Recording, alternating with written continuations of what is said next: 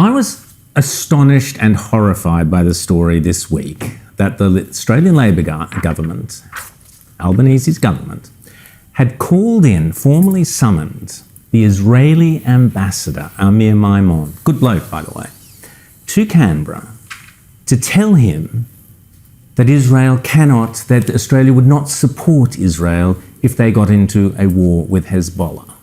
Now, Hezbollah is a vile, evil, Iranian-backed terror organisation threatening to annihilate the north, if not all of Israel. Not only did the Albanese government have the sheer gall to call in the Israeli ambassador in what is an existential threat to the nation of Israel, after all the atrocities we've seen going back to October 7th. What we now have is they didn't even do it. They got the junior minister, Tim Watts. The Albanese government should hang its head in absolute shame. Joining us now is the president of the Australian Jewish Association, David Adler. David, I was just appalled by this. Some junior guy, Tim Watts, running around, dressing down the Israeli ambassador when we're talking about an existential threat to that nation. What did you make of it? Look, Rowan, you're right. It was a disgrace. We were shocked about it. Credit to the Daily Telegraph for breaking the story. The headline in the Daily Telegraph was that it was an insult to Israel. That's way too mild a description, frankly. This is nothing short of diplomatic jihad from the Australian Labor government. It's worse than a slap in the face. I don't think it has ever occurred before that an Australian government has insulted an ally in conflict. But it gets even worse. What they've done is they've aligned Australia with a proscribed terrorist organisation, Hezbollah, a proxy of Iran. So they're betraying the ally, they're betraying the democratic country, the only one in the Middle East. On Thursday last week, over 200 rockets and UAVs were fired into Israel. There are over 60,000 internal refugees in Israel. This is Israelis who live in the north who've had to leave their homes because of these attacks. And Israel has no choice but sooner or later to deal with Hezbollah. And Australia declaring that it won't stand with Israel but will in effect be doing Hezbollah's bidding. Well, let's have a listen, horrible. David, to this character. Let's have a listen to this Tim Watts character. Some in the opposition think there should be no state of Palestine. We even saw Senator Sharma, who should know better, hosting an event in Parliament House for extremists who are campaigning against a two-state solution. So this character, that was you, by the way, David. David Sharma. Dave Sharma had your organisation there for a briefing and a discussion, and this Labor government, Penny Wong, Albanese, Tim Watts, these people are no friends of the Jews of Australia. There's not a Jewish person or a supporter of Israel who should ever vote for the Labor government in this country again, in my opinion, David. Well, Tim Watts has no idea what he's talking about. He's at least 40 years out of date. And recently there have been a number of studies done in Israel about whether there is support for the establishment of a state of Palestine or not. There has never been one, by the way, and the vast majority of Israelis oppose it. So what we are doing is we have aligned our views with the majority, the vast majority. But how do you feel with someone like Watts using parliamentary privilege to label you an extremist for holding an opinion that's held by the majority of Israelis? Look, it's what does that say about Israelis? I mean, by extension, he's calling them extremists. Well, if you oppose the two-state solution, apparently you're an extremist. It's even misuse of the English language. I mean, extreme would normally mean 3 standard deviations from the mean. That's an extreme.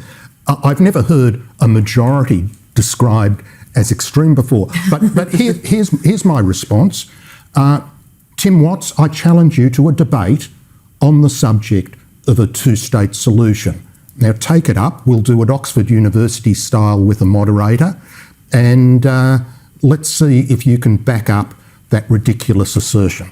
Let's do it here on Outsiders. Okay, Tim Watts, get you here with David Adler. Let's have the debate. Let's see if you actually know what you're talking about. James. Well, that would be some must-see TV, but I want to ask you, David, too, about the extraordinary events around Fatima Payman, the senator from WA. Now, the thing that sort of surprises me on one level is that it seems like there's only about a cigarette paper's worth of difference between what Senator Payman believes and where Labor is being dragged to. How concerned, though, are you that Labor is going to be dragged further and further to this extreme position by the threat of other Muslim independents rising in seats in Western Sydney, where a number of Labor frontbenchers hold their seats at the moment? And is this a concern that the government is going to be pulled further and further into this weird position that's embraced both by, the hard left Greens and Muslim voters?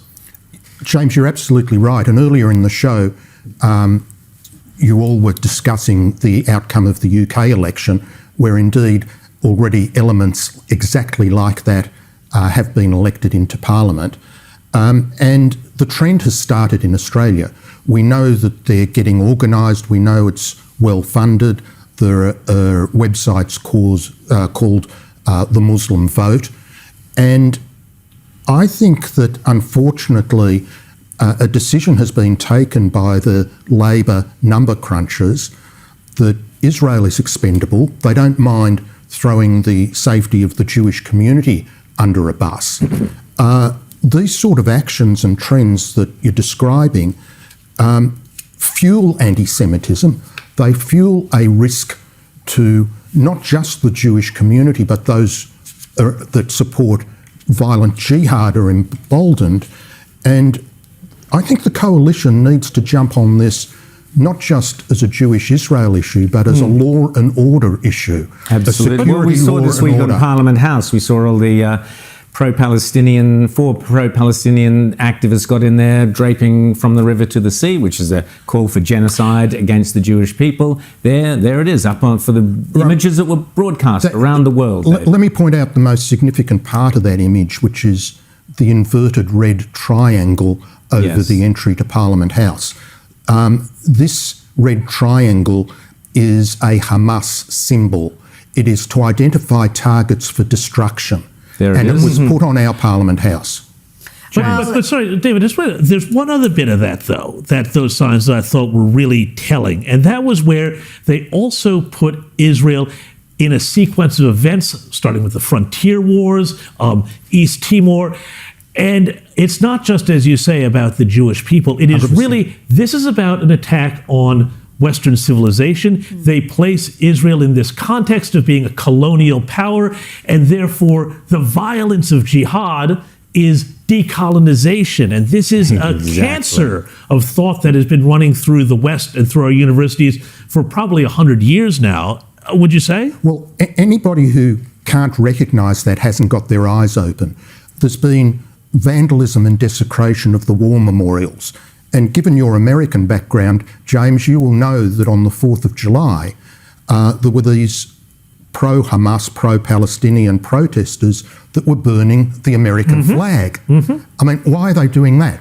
They're doing that because, Israel happens to be the tip of the iceberg for a civilizational war which is underway right now.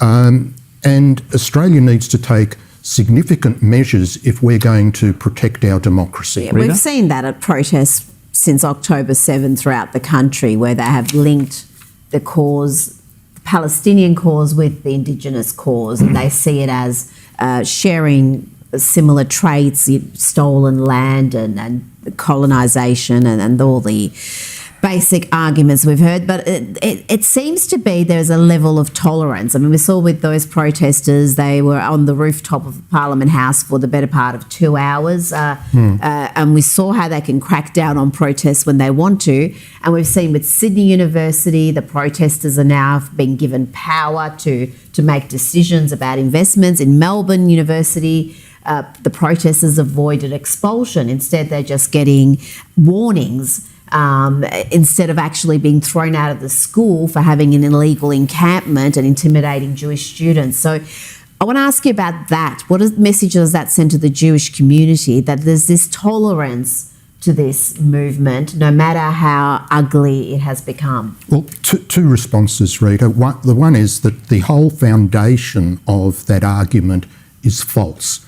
It is actually, anyone with an education knows it's the Jewish people that are the indigenous to the land of Israel. You can stand by the graves of Abraham, Isaac, Jacob in Hebron. You can learn about King Saul, King David, King Solomon, who established kingdoms with sovereignty, which has never been ceded, by the way. Nice one. Very nice. Nice. But the law and order issue is highly, highly problematic. It should have been dealt with on the 9th of October when we saw those 100%. riots. If there had been a clampdown then with the violent anti-Semitism that we saw, flares, burning flags, there have been signals all along that this will be tolerated, that one group seems to have a differential policing to everyone else in society. Absolutely. And it's very worrying. I think there's an opportunity for the coalition to step up, as has happened in Queensland, but nationally, and say, we are going to take a proper law enforcement approach. All Australian citizens, all people in this country have to comply with the rule of law. And absolutely, David Adler, thanks so much. And I would add to that we should be doing here what they're doing in Germany, which is new citizens coming into this country for the citizenship test. They are required to affirm that they accept Israel's right to exist and tolerate the presence of Jews in Germany. We should be doing the same thing here with our citizenship test. David Adler, thanks so much for coming here on Outsiders. Great to see you again.